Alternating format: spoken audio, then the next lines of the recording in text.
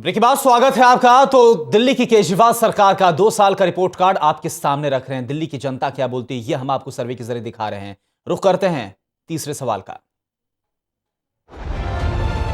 केजरीवाल सरकार के 2 साल पूरे होने पर टोटल टीवी का सर्वे। तीसरा सवाल, क्या केजरीवाल दिल्ली छोड़कर दूसरे राज्यों में जा रहे हैं? इसको आप सही मानते हैं? टोटल न्यूज सर्वे का रुझान 37.16% लोग मानते हैं केजरीवाल दिल्ली छोड़कर दूसरे राज्यों में जा रहे हैं। 48.83% लोग मानते हैं केजरीवाल दिल्ली छोड़कर दूसरे राज्यों में नहीं जा रहे हैं। 14.01% लोग केजरीवाल के दिल्ली छोड़कर दूसरे राज्यों में जाने के बारे में कह नहीं सकते। तो ये देखिए तीसरा सवाल जो हमने पूछा कि क्या केजरीवाल दिल्ली छोड़कर दूसरे राज्यों में जा रहे हैं, क्या आप इसको सही मानते हैं? यह हमारा सवाल था और इस पर 37.16% लोगों ने कहा कि हाँ ठीक है। 48.83% लोगों ने इसको ठीक नहीं माना है और 14% ऐसे लोग हैं जो कि इसको अभी फिलहाल इस पर कुछ कहने की स्थिति में नहीं है। शंभुनाथ जी, आपके पास में आऊंगा कि भले ही जिस तरह से कहा जा रहा है, चाहे अनिल बंसल जी ने कहा कि जो फोकस है वो नेशनल प्लेटफॉर्म पर आने का है और यही वजह है कि केजरीवाल हो या फिर उनके जितने मंत्रीगण हैं, जो कैबिनेट अभी हाल फिलहाल में यहां से बाहर थी, इसको लेकर मुद्दा भी उछला था। लेकिन खुद अगर दिल्ली की जनता की बात की जाए तो वो इसको सरासर गलत मान रही है जो दिल्ली सरकार जिस तरह से कर रही है। देखिए, इसमें यही एक सवाल अब ऐसा है जिसमें हाँ और नहीं के बीच में गैप बहुत कम है। इसका मतलब बहुत लोग मान रहे हैं कि अगर केजरीवाल ऐसा करते हैं तो कोई गलत नहीं है, क्योंकि लोकतंत्र में हर आदमी को हक है, वो प्रधानमंत्री पद का दावेदार है, भले वो झुग्गी झोपड़ी में रहता हो, बिल्कुल अनपढ़ हो, अंगूठा टेक, वो भी प्रधानमंत्री बन सकता है, ये उसका लोकतांत्रिक अधिकार है। तो अगर अरविंद केजरीवाल को लग रहा है कि वो यहाँ पर दिल्ली में शायद वो सब अपनी नहीं पूरा कर पा रहे हैं, ना अपने वायदे पूरे कर पा रहे हैं, ना अपने महत्वाकांक्षाएं पूरी कर पा लेकिन सर जो मैंडेट दिया है 70 में 67 सीटें आपको दी गई है, आपका पूरा का पूरा जो कैबिनेट का जो पूरा मंत्री पूरे मंत्री है वो बाहर होते हैं, खुद मुख्यमंत्री बाहर होते हैं। दिल्ली की जनता की समस्या है, यहां पर आपने देखा जो स्ट्राइक चल रही थी, ऐसी स्थिति में आप बाहर होते हैं। हाँ ठीक है, लेकिन हर सरकार ये करती है क्योंकि वो दिल्ली की जो पार्टी है जिसके वो मुखिया है अरविंद केजरीवाल जी, उस पार्टी के मुखिया हैं, उसका प्रचार बाहर भी करने को उनको हक है। अब आपका जगह देश का प्रधानमंत्री भी आखिर प्रचार करने जा रहा है, गली गली की नहीं जा रहा, तमाम सारे छोटे छोटे रुद्रपुर जैसे छोटे छोटे शहरों में जा रहा है। तो जैसे वो प्रचार करता है वैसे ही जाने का हक इनको है। अगर इनकी पार्टी जहां जहां चुनाव लड़ रही है उसमें समय भी देना पड़ता है। इनके पास तो अपना हवाई जहाज भी नहीं है, वो तो चार्टर्ड प्लेन जाते हैं, हवाई जहाज भी उनके अपने सरकारों के पास, लेकिन तो वो भी जा रहे हैं। ऐसी स्थिति में वो यहाँ कामकाज उनके जो दूसरे स्थानापन्न है वो देख रहे हैं। क्या अब ये सवाल उठता है क्या मनीष सिसोदिया काम नहीं कर पा रहे हैं? आखिर काम तो वही करते हैं, सरकार का काम है, सरकार के मुखिया का काम है, जहां उसका दायित्व है वहां का काम करे। अगर वहां काम करने के लिए उसने एक वाजिब व्यक्ति को बिठा दिया है और वो काम कर रहा है, तो मेरे ख्याल से सवाल ज्यादा बहुत अहम नहीं होता कि वो यहाँ दिल्ली क्यों नहीं रहते। दिल्ली में कामकाज तो चल ही रहा है, वो वैसा ही चल रहा है जैसा पिछले दिनों से चला आ रहा है, उसमें कुछ ऐसा नहीं कि बहुत कम खराब हो गया हो, वो चला ही आ रहा है।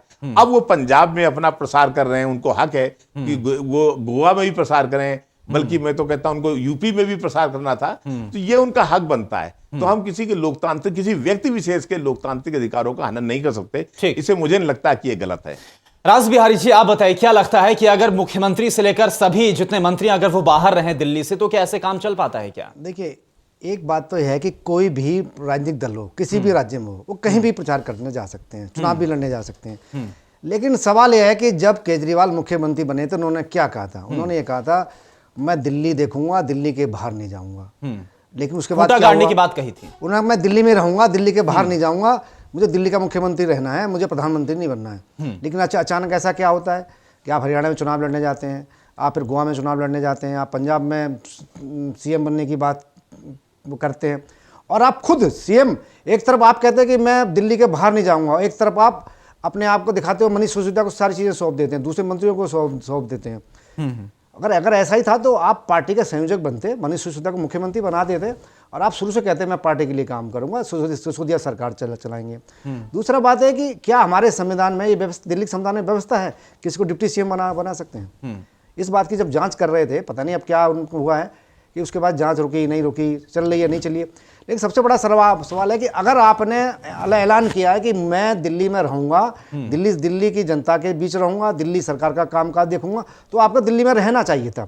अगर आप तुलना करें, अब देखिए ममता बनर्जी भी मोदी के बहुत खिलाफ थी, नीतीश कुमार भी मोदी के बहुत खिलाफ थे। क्या ममता बनर्जी किसी राज्य में चुनाव प्रचार में गई? नहीं गई। उनको लोग बुलाना चाह रहे तब भी नहीं गई। बिल्कुल। क्या नीतीश कुमार गए? नीतीश कुमार ने पहले यूपी में जनता दल चुनाव लड़ने के लिए इच्छुक था, बाद में नहीं लड़ा, वो भी चुनाव प्रचार करने नहीं गए। क्या नवीन पटनायक यहाँ प्रचार करने आए? वो भी नहीं आए। ऐसे तमाम पार्टियों के नेता हैं, साउथ में लोग नहीं आए। और सर यहाँ तो सिर्फ मुख्यमंत्री ने बल्कि पूरे जो मंत्री सब लोग सभी यहाँ से सबको अलग अलग जगह भेज दिया गया। और दूसरा सवाल है कि आपकी सरकार चलाने की मंशा नहीं है, आपकी वादे पूरे करने की मंशा नहीं है, आपकी केवल टकराव की मंशा है, आपकी केवल आरोप लगाने की मंशा है। तो ऐसे में आपको लगता है आप दिल्ली से बाहर निकल जाइए ताकि आप सिर्फ चर्चा में बने रहें। वहां भी जब दूसरे राज्यों में जाते हैं वहां भी आप ऐसे आरोप लगाते हैं जिनके पास आपके सबूत नहीं है। और आप जो है, अगर चुनाव आयोग आपसे कोई जवाब मांगता है तो आप चुनाव आयोग को बेईमान साबित कर देते हैं। ले दे के अपने आप को ईमानदार साबित करने के चक्कर में केजरीवाल जो है तमाम जगह जा रहे हैं। और इस कारण दिल्ली की जनता का बुरा हाल है और उनको चाहिए कि पहले दिल्ली की जनता का ध्यान दें, बाकी जगह। अनिल बंसल जी, ये बताइए, जो कि ये एम्बिशन है अरविंद केजरीवाल या फिर उनकी पार्टी का एम्बिशन कहा जाए कि अलग अलग राज्यों में जाना, वहां पर विस्तार करना, क्या इस एम्बिशन का जो खामियाजा है वो दिल्ली की जनता को भुगतना पड़ रहा है, जो हमारे सर्वे में सामने आ रहे हैं आंकड़े? देखिए, निश्चित रूप से अगर मुख्यमंत्री जो हैं उनका फोकस दूसरी जगहों पर भी है तो कुछ तो उसका एक तरह से समय उनका जाया होगा। लेकिन ये जो बात है कि नीतीश कुमार नहीं आ रहे, नीतीश कुमार ने शराबबंदी लागू की अपने राज्य में की, ठीक है, उनको अधिकार है। वो उत्तर प्रदेश में उसका प्रचार कर रहे हैं, कितनी सभाएं की उन्होंने, झारखंड में की उन्होंने जाके। और अगर जनता दल यूनाइटेड वहां लड़ता तो वो राष्ट्रीय अध्यक्ष के नाते वहां भी प्रचार करने जाते। तो मुझे इसमें कोई खराबी नहीं लगती कि वो जा रहे हैं। दूसरी बात, जब उन्होंने मंत्रालय अपने पास रखा ही नहीं है तो कोई ये नहीं कह सकता कि फाइल पेंडिंग है, काम नहीं हो रहा है। जो और मुख्यमंत्री को जितना समय देना चाहिए सरकारी बैठकों के लिए देते ही होंगे, कोई ऐसा अवरोध तो हुआ नहीं। और मुझे लगता नहीं कि कोई मुख्यमंत्री दिल्ली की जनता के एक आदमी की जाके घर पे पूछता हो कि भाई साहब आपको तकलीफ तो नहीं है कोई। ऐसा तो कोई मुख्यमंत्री रहा नहीं। मुख्यमंत्री तो जो सरकार का काम है वही करता है, वही चलाता है, वही अरविंद केजरीवाल भी कर रहे हैं। लेकिन सर दिल्ली की जनता को तो पसंद नहीं आ रहा ना, वो आंकड़े सामने रख रहे हैं। देखिए सर, दिल्ली की जनता को तो पहले अगर आपने सर्वे कराए होते तो किसी भी मुख्यमंत्री, आज अगर आप नरेंद्र मोदी जी सबसे लोकप्रिय प्रधानमंत्री है, सबसे देश के लोकप्रिय नेता हैं, उनका भी सर्वे करा लीजिए तो हो सकता है 80% लोग कहें कि उन्होंने अपने वायदे पूरे नहीं किए, वो विदेश में ज्यादा घूमते रहते हैं। तो लोगों को लोकतंत्र में अपनी राय व्यक्त करने का अधिकार है। हाँ। ये कोई खराब बात नहीं है। अगर लोग इस बात से असंतुष्ट हैं केजरीवाल की इस एटीट्यूड से, तो चुनाव में उसका क्या रिएक्शन करेंगे, ठीक है, उससे तय होगा कि उनका जनादेश किस तरह का रहता है। लेकिन ओपिनियन देने का सबको अधिकार है। ठीक है, चलिए चौथे सवाल का रुख करते हैं। केजरीवाल सरकार के 2 साल पूरे होने पर टोटल टीवी का सर्वे। चौथा सवाल, केजरीवाल सरकार पर लगे भ्रष्टाचार के आरोप क्या सही हैं? टोटल न्यूज सर्वे का रुझान 52.2% लोग मानते हैं केजरीवाल सरकार पर लगे भ्रष्टाचार के आरोप सही हैं। 34.95% लोग मानते हैं केजरीवाल सरकार पर लगे भ्रष्टाचार के आरोप सही नहीं हैं। 12.85% लोग केजरीवाल सरकार पर लगे भ्रष्टाचार के आरोपों पर कुछ कह नहीं सकते। तो देखिए, चौथा सवाल आपकी टीवी स्क्रीन पर, बहुत अहम सवाल, क्योंकि ये एक वो बड़ा मुद्दा था जिसको सामने रखकर और इसी के सहारे दिल्ली की सत्ता पर काबिज आम आदमी पार्टी हुई थी। सवाल हमने पूछा कि क्या केजरीवाल सरकार पर लगे भ्रष्टाचार के आरोप क्या सही हैं? इस पर हालांकि ये एक राहत की बात निकल कर आई है कि 52.20% लोगों ने माना कि ये आरोप सही नहीं है, सरासर गलत है। हालांकि 34.95% इस आंकड़े पर भी गौर करना होगा कि मानते हैं कि सही है। हालांकि इसके अलावा 12% से ज्यादा लोग अभी भी कुछ कहने की स्थिति में नहीं है। राज बिहार जी, सवाल ये है मेरा कि ठीक है, ये अच्छी बात है कि अभी भी 52% लोग ये मानते हैं, 52% से ज्यादा ही लोग मानते हैं कि जो आरोप ये लग रहे हैं भ्रष्टाचार के वो सही नहीं है। लेकिन अगर क्योंकि आप इसी मुद्दे के 52% मान रहे हैं कि सही है, माफ कीजिएगा, हाँ बिल्कुल, इसमें 52%, ये थोड़ा सा यहां पर सुधार करना चाहूंगा, 52% के करीब लोग मानते हैं कि सही है और 34.95% लोग ये मानते हैं कि आरोप सही नहीं है। ये चीज है, आप किस तरह से आप देखेंगे साहब? देखिए, ये आपका चौथा सवाल है। हाँ, इस सवाल में एक चीज आप ये देखिए कि केजरीवाल के फेवर में 34 से 37% लोग अब भी हैं। इसका कारण है कि उनका एक वोट बैंक है, अभी बरकरार है एक वोट बैंक, क्योंकि अगर 2000 सैंपल में अगर इतना आ रहा है तो कुछ ना कुछ वोट बैंक उनका बरकरार है जी। लेकिन जो बरकरार है वो जब सरकार बनी थी, जिन लोगों ने उनको मत दिया था कि 70 में से 67 सीट उनको मिलती हैं, इसका मतलब है कि उनका जो जनाधार है उसमें कमी आती जा रही है। एक जगह आके टिक गया, ये सही अलग बात है, लेकिन उनके जनाधार में लगातार कमी होती जा रही है। और जो उनके विरोधी हैं, जो उनके विरोध में लोगों की संख्या बढ़ती जा रही है, क्योंकि केजरीवाल सरकार बनी इसी बात पे थी कि भ्रष्टाचार के खिलाफ सरकार लाएंगे। लेकिन अगर 52% लोग ये मानते हैं कि नहीं, केजरीवाल सरकार पर जो भ्रष्टाचार के आरोप लगे वो सही हैं, तो वाकई ये चौंकाने वाली बात है। और इसलिए भी चौंकाने वाली बात है कि मिस्टर ईमानदार जो है, मिस्टर क्लीन जो है, अब उस पर दाग लग गए हैं। उनके तमाम मंत्रियों पे दाग लगे हैं, उनके तमाम एमएलओ पे दाग लगे हैं, उनके कई एमएलए जेल में गए हैं, कई पर और आरोप चल रहे हैं, उनकी जांच चल रही हैं। जो महिला आयोग की अध्यक्ष हैं उनके खिलाफ जांच चल रही है, और एंटी करप्शन ब्रांच जो है वो जांच कर रहा है, और भी कई विधायकों की जांच कर रहा है। इसी कारण जनता ने ये माना है, 52% जनता ने ये माना है कि केजरीवाल सरकार पर भ्रष्टाचार के आरोप सही हैं। शंभुनाथ जी, हम तमाम अलग अलग मुद्दों पर बात कर रहे थे, लेकिन जैसा आपको ये है कि भ्रष्टाचार एक ऐसा मुद्दा था जो कि पिछली सरकार में जिसको लेकर तमाम आरोप लगाए गए थे, काफी भुनाया गया था, इसके बाद सत्ता पर काबिज हुई थी एक लहर के तौर पर, और इसी मुद्दे पर 52% लोग मानते हैं कि आरोप सही हैं। कितना कैसे देखेंगे आप इसको? आपने तो जो मिस्टर क्लीन की छवि के तौर पर अपने आप को प्रोजेक्ट करे थे, इस पर एक बड़ा आघात है ये जो सर्वे का नतीजा है। देखिए, राजनीति तो एक ऐसी काजल की कोठरी है, इसमें चाहे इतना सयाना आदमी जाए, दाग तो लगेगा ही। हाँ। अब हर आदमी तो रेन कोट पहन के नहीं नहा सकता, है ना। तो बहुत सारी चीजें ऐसी हैं कि राजनीति में आरोप लगेंगे। सवाल ये कि आरोप की पुष्टि हुई कि नहीं हुई। तो आरोप जब कोर्ट में जाते हैं तो खारिज हो जाते हैं। तो जब आरोप कोर्ट में खारिज हो रहे हैं, अब कोई भी बंदा खड़ा होकर किसी भी आरोप लगा दे कि साहब ये आदमी तो फलाना ऐसा है, ठिकाना ऐसा है, इससे आरोप साबित नहीं होते। इसलिए अधिकांश लोगों ने, मैंने 48.83 लोग भी मान रहे हैं कि केजरीवाल पर आरोप जो लगाए गए वो सही नहीं है। ये इसी बात का सबूत है कि बहुत से लोग मान रहे हैं कि केजरीवाल अपना काम कर रहे हैं, उनको काम करने दीजिए। इसे हम किसी पर सिर्फ भ्रष्टाचार का आरोप लगे हैं इसलिए उसे भ्रष्टाचारी साबित कर दें, ये उचित नहीं है। जी चलिए, तो अब आपके सामने हम रखने वाले हैं आखिरी सवाल, 5वां सवाल देखिए। केजरीवाल सरकार के 2 साल पूरे होने पर टोटल टीवी का सर्वे। 5वां सवाल, दिल्ली में आज चुनाव हो तो किसे वोट देंगे?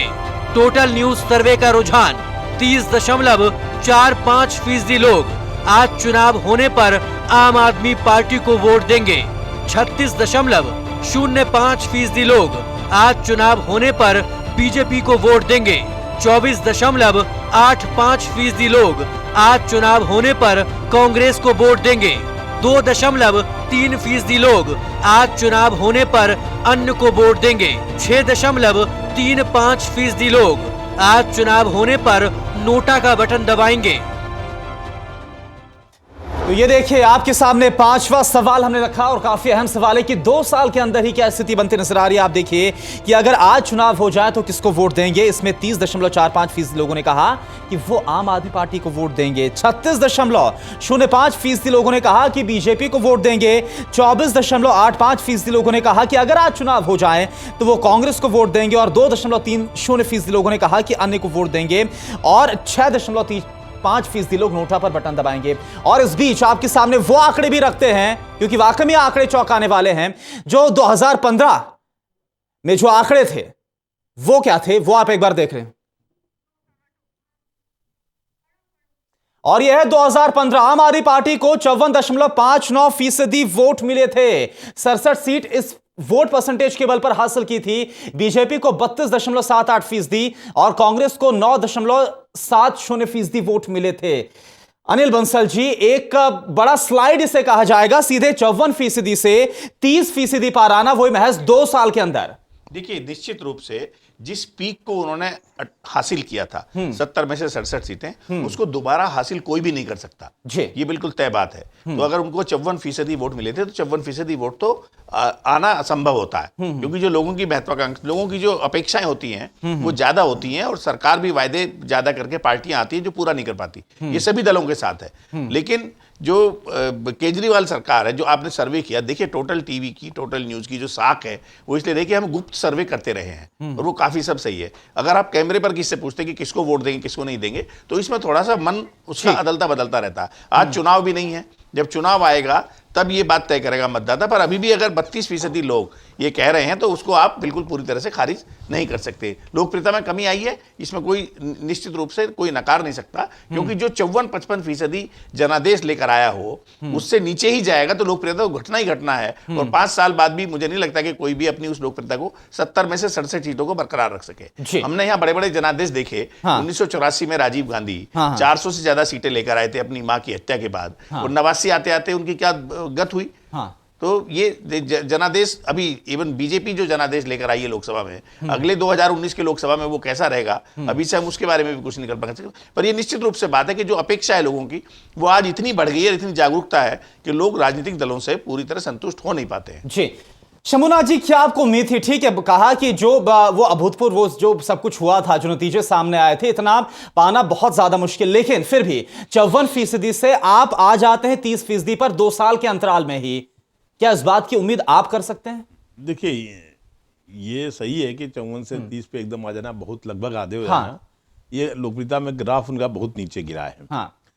ग्राफ बहुत सारी बातों से गिरता है। एक तो जो जिस तरह उनकी परसेप्शन उनके बारे में बनाया गया, मीडिया ने जो बनाया, उसमें यह बनाया गया कि वो एक निगेटिव व्यक्ति हैं जो सिर्फ टकराना जानते हैं, जो कोई दिल्ली सरकार का कामकाज नहीं कर पा रहे। एक ऐसा महत्वाकांक्षी व्यक्ति है जो प्रधानमंत्री से सीधे टकरा रहा, केंद्र से टकरा रहा है, वो नहीं टकराव की राजनीति करते हैं। तो इस इमेज ने भी, देखिए जब किसी का ग्राफ बढ़ता है तो उसमें उसकी इमेज बहुत काम करती है। इस इमेज ने भी उनको नीचे लाए हैं।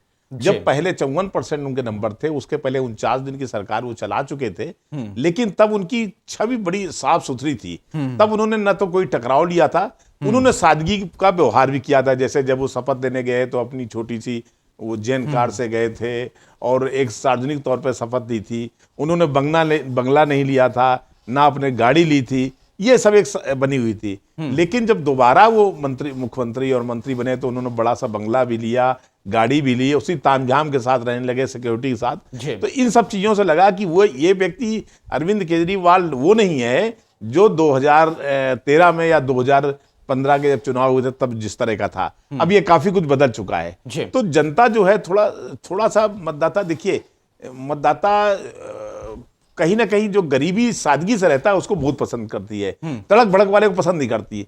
अभी अगर कहते हैं तड़क भड़क वाला तो इसका मतलब चोर है। ठीक, तो ये भी एक वजह थी। राज बिहारी जी, आप इसको कैसे देखेंगे कि 2015 का आंकड़ा आपके सामने है, इसके बाद जो एमसीडी के उपचुनाव हुए थे वहां पर ग्राफ नीचे आया था, और अब जो स्थिति है वो आपके सामने है? आपको लगता है कि कहीं ना कहीं अलार्मिंग सिचुएशन आम आदमी पार्टी सरकार के लिए साबित होती नजर आ रही? देखिए, अगर हम पिछले साल की बात करें तो आम आदमी पार्टी का वोटर पूरी तरह साथ था। 6 महीने पहले ही मानते हैं हम, लेकिन 6 महीने के बाद में जिस तरह से सवाल उठ रहे हैं, उन पर उठ रहे हैं, उनके मंत्री पर उठ रहे हैं, उनके विधायकों पर उठ रहे हैं, उनके नेताओं पर उठ रहे हैं, और उठाने वाले कौन हैं? उनके ही साथ ही उठाने वाले हैं। चाहे योगेंद्र यादव हो, चाहे दूसरे जैसे एक जो चंदा चोर अभियान चला रहे हैं मुनीष राय यादव, चाहे वो लोग हों, क्योंकि ये लोग अरविंद केजरीवाल के आसपास के लोग हैं और उन्हें असलियत अंदर केजरीवाल के हैं अच्छी तरह जानते हैं। तो बहुत बड़ा जो उनका सपोर्टर था, जो समर्थक थे आम आदमी पार्टी के, खासतौर पे केजरीवाल के, वो उनसे दूर होते चले जा रहे हैं। और ऐसे समर्थक जो वास्तव में ईमानदारी से काम करना चाहते थे, जो उनके साथ में पूरी सहयोग करना चाहते थे, जो चाहते थे कि सरकार ईमानदारी से काम करे, पारदर्शिता से काम करे, लेकिन वो उनका आरोप है कि केजरीवाल को 2-3 लोगों ने घेर लिया है, जिनके चंगुल में फंसकर केजरीवाल फैसला कर रहे हैं। अगर आप देखें, जो आदमी पारदर्शिता की बात करे और वो मीडिया पर सचिवालय में घुसने पर रोक लगा दे, मीडिया से बात करने पर रोक लगा दे, या मीडिया पर दबाव बनाए कि इस रिपोर्टर को निकालो तब मैं आपको विज्ञापन दूंगा, ऐसा भी हुआ है। तो इसका मतलब है कि आप अपनी चोरी छिपाने के लिए सब उसी तरह के हथकंडे अपना रहे हैं जैसे दूसरी सरकारें अपनाती हैं, दूसरे राजनीतिक दल अपनाते हैं, और जनता सब ये देख रही है। तो अचानक कोई ना कोई तो एक कारण हो रहे होंगे ना, जो कारण आपने गिनाए कि भ्रष्टाचार के आरोप लगे हैं, इन्होंने वायदे पूरे नहीं किए, इसी कारण 54% से घटकर ये 30% पर आ गए। और धीरे धीरे हो सकता है और भी आए। और अब अप्रैल में चुनाव होने वाले हैं, और ये मुझे लगता है कांग्रेस और बीजेपी के लिए एक अच्छी खबर है कि आम आदमी पार्टी ये बहुत इंटरेस्टिंग है। आम आदमी पार्टी के आम आदमी पार्टी के पार्षद छोड़कर दूसरी पार्टियों में जा रहे हैं। अभी हाल में एक पार्षद आम आदमी पार्टी छोड़ के कांग्रेस में शामिल हुए हैं, और दूसरे भी छोड़ सकते हैं, क्योंकि खास तौर पे बीजेपी कांग्रेस के लिए एक अच्छी बात है कि दोनों पार्टियां अपने पुराने ढर्रे पर लौटती हुई दिखाई दे रही हैं। और अगर नगर निगम चुनाव में पार्टी अब कांग्रेस जीतेगी, वहां बीजेपी जीतेगी, अगर वो दोनों पार्टियां अगर अपनी बढ़त दिखा पाती हैं तो ये एक नमूना होगा कि आम आदमी पार्टी सरकार आगे चल पाएगी या नहीं चल पाएगी। नहीं, ये बहुत दिलचस्प है अनिल बंसल जी, क्योंकि अब जो मुकाबला है वो एमसीडी के लिए होने वाला है, और कोशिश है हमारी पार्टी की विधानसभा के बाद एमसीडी पर नजर है। लेकिन ये जो तस्वीर अब निकल कर आ रही है हमारे सर्वे में, इससे आपको आने वाले चुनाव में क्या तस्वीर एमसीडी को लेकर नजर आ रही है? देखिए, जो आपने कहा अभी राजवीर जी ने, वो बात बिल्कुल सही है कि जैसे उनको गुस्सा आया या किसी पर पाबंदी लगा रहे, ये जो प्रतिक्रिया है ये एक मंजे हुए राजनीतिक की नहीं हो सकती। कहीं ना कहीं जो एरोगेंसी आती है, रिएक्शनरी एटीट्यूड होता है, शंभू जी ने कहा सोशल एक्टिविस्ट, तो वो तुरंत फिर झल्लाता है, आदमी गुस्सा करता है, जो उसकी सहमति में असहमति करता है। तो ये एक बदलाव उनकी पार्टी की कार्यप्रणाली में आया। पहले उन्होंने कहा था हम जनता के बीच में जाकर फैसले करेंगे, लोगों की राय लेंगे। अब कहीं ना कहीं उसमें चाहे व्यवहारिकता ना हो, इसलिए वो नहीं कर पा रहे हो, या उनकी अपनी समस्याएं हो, या वो सब लोगों की मास मोबिलाइजेशन के इंटरेस्टेड नहीं हो। तो एमसीडी चुनाव में इनके लिए एक मतलब कहना चाहिए अग्नि परीक्षा होगी ये। अगर इस चुनाव में ये अपना जनाधार दिखा नहीं पाए तो फिर अगले विधानसभा चुनाव में इनको निश्चित रूप से जनता नकार भी सकती है। जी, शंभुनाथ जी, देखिए, एमसीडी चुनाव इनके लिए भी एक तरह से एसिड टेस्ट होगा, बहुत महत्वपूर्ण है। तो जब इनके पूरे शासनकाल का मध्यावधि लगभग चल रहा होगा, अप्रैल में है, हाँ, तो वैसे उस समय पर अगर एमसीडी में ये अपना बेहतर प्रदर्शन नहीं कर पाते, इससे नाराज लोग होने वाले और संगठित होते जाएंगे। जो राजनीति का एक मतलब जिस तरह राजनीति काम करती है कि अगर आपके खिलाफ लोग एकजुट होने शुरू हो गए तो फिर चारों तरफ से आपको घेर लिया जाता है। तो हो सकता है फिर आप पार्टी के लोग ही अरविंद केजरीवाल को घेर ले, और तब अरविंद केजरीवाल को सर्वाइव करना बड़ा मुश्किल हो जाएगा। राज बिहारी जी, क्या ये जो स्थिति बनती नजर आ रही है, ये कहीं ना कहीं एक बुरा संकेत नहीं हो सकता हमारी पार्टी के लिए कि जो जड़ें होती है, अगर जड़ें मजबूत होती हैं तो जो पेड़ होता है वो फलता फूलता है। जड़ें आपने जमाए दिल्ली में, लेकिन दिल्ली में जो जिस तरह से अभी जो जड़ों का हाल हो रहा है, जिस तरह से कमजोर पड़ती स्थिति नजर आ रही है, जो एक एम्बिशन है, जो एम है पार्टी का, जो सपना है राष्ट्रीय स्तर पर, कहीं ना कहीं उसको भी एक बड़ा झटका लग सकता है अगर स्थिति यहां पर कमजोर पड़ती है तो। नहीं, निश्चित तौर पे झटका लगेगा, क्योंकि अभी इन्होंने गोवा और पंजाब में चुनाव लड़ा। गोवा में झटका लगेगा, और पंजाब में भी हैरानी की बात है कि 1 साल पहले तक, क्या 6 महीने पहले तक ये मान के चला जा रहा था कि आम आदमी पार्टी में सरकार बनाएगी। ठीक, इसलिए वहां पर आम आदमी पार्टी का कौन सीएम होगा, इसको लेकर आपस में भी टकराव था। ये अलग बात है, वहाँ कोई नाम तय नहीं किया। फिर इनको लगा कि अगर सरकार हमारी, क्योंकि इन्हें पूरा विश्वास था कि आम आदमी पार्टी की पंजाब में सरकार बनेगी, इसलिए इन्होंने किसी दलित को वहाँ उप मुख्यमंत्री बनाने के वादा किया। लेकिन मुझे लग रहा है कि पहला ही झटका इनको पंजाब से लगेगा कि जहाँ पर आम आदमी पार्टी की सरकार बनने वाली थी, वहाँ हो सकता है आम आदमी पार्टी सरकार ना बने। और सबसे बड़ा सवाल है कि बड़े राज्यों में जाने से इनको डर लग रहा है, जैसे उत्तर प्रदेश है, दिल्ली के 3 तरफ उत्तर प्रदेश है, लेकिन वहाँ पर चुनाव नहीं लड़ा इन्होंने। और खास तौर पे अगर ये लड़ना ही चाहते थे तो दिल्ली के नज़दीक सीटों पे वो लड़ लेते, जहाँ पर आम आदमी पार्टी थोड़ा बहुत असर रहा होगा कभी, लेकिन वहाँ भी चुनाव नहीं लड़ा। बिहार में चुनाव नहीं लड़ा इन्होंने, और भी कई राज्यों में चुनाव नहीं लड़ा। इनका केवल छोटे छोटे राज्यों में, और खास तौर पर जो अलग धरे के राज्य हैं, वहाँ पर इनकी रणनीति रही है। वहाँ पर वो धार्मिक आधार पर कहिए या दूसरे आधार पर कहिए, जातिगत आधार पर कहिए, वहाँ चुनाव लड़ने की कोशिश इन्होंने की है।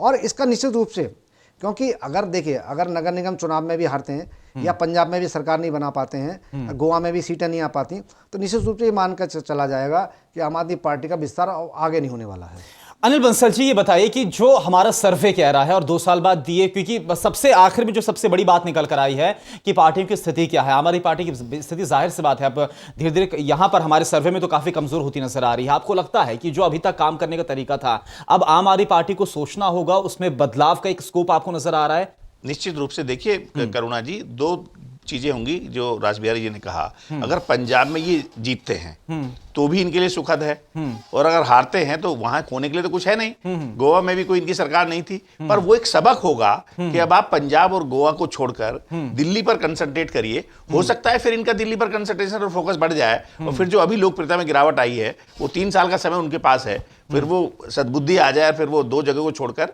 तो नकारात्मक में दिल्ली पर फोकस बढ़ाएंगे तो अपनी रिवाइव कर सकते हैं, और सकारात्मक रिजल्ट आया तो उसके कारण फिर वो वैसे अपना कहेंगे कि देखिए हम तो बहुत लोकप्रिय हैं और बाकी राज्यों में भी हमारा बढ़ रहा है। तो अभी समय है 3 साल का सरकार के पास जो चुनाव लड़ने के लिए, अभी 3 साल बाकी हैं। बीच में भी ये बातें भी उठती रहती हैं कि उनके विधायकों पर अयोग्यता का खतरा है, ये खतरा, वो सब तो अलग रोजमर्रा की मतलब झंझट है ही। पर मुझे लगता है जो पंजाब में अगर वो जीतते हैं, जो रासबिहारी जी ने कहा कि उससे हार ऐसा तो वो नहीं हार रहे हैं कि उनकी सरकार है कि वो वहां से बेदखल हो रहे हैं। वो जो भी गेन करेंगे, ये सही है कि वहां उनकी सरकार बनने की संभावनाएं जताई गई थी, उसमें भी अगर वो सेकंड फोर्स भी बनकर आते हैं तो कोई खतरे की घंटी नहीं है, और गोवा में भी। लेकिन ये बात जरूर होगी कि वो वहां अगर अपने मिशन को पूरा नहीं कर पाते, फिर उनको दिल्ली में फोकस बढ़ाना ही पड़ेगा, नहीं तो फिर खतरा ये होगा कि दिल्ली भी हाथ से निकल जाएगा। तो वाकई में जो स्थिति कम से कम हमारे सर्वे में निकलकर सामने आ रही है, आम आदमी पार्टी के लिए, आम आदमी पार्टी सरकार के लिए 2 साल के कामकाज के बाद जो रुझान निकलकर सामने आए हैं, दिल्ली की जनता ने जो बताया है, वाकई में ये चिंता की बात है। और अब जैसा कि हमारे जो पैनल मौजूद है कि अब कहीं ना कहीं आम आदमी पार्टी को सोच विचार करना होगा। पंजाब के रिजल्ट चाहे कुछ भी हो, लेकिन कम से कम इससे एक सबक के तौर पर भी इसको लिया जा सकता है जो कुछ भी होने वाला है। आप सभी का बहुत बहुत शुक्रिया हमारे साथ मौजूद होने के लिए और इस तफसील के साथ बातचीत करने के लिए। वक्त हो गया है एक बहुत छोटे से ब्रेक का। खबरें लगातार जारी।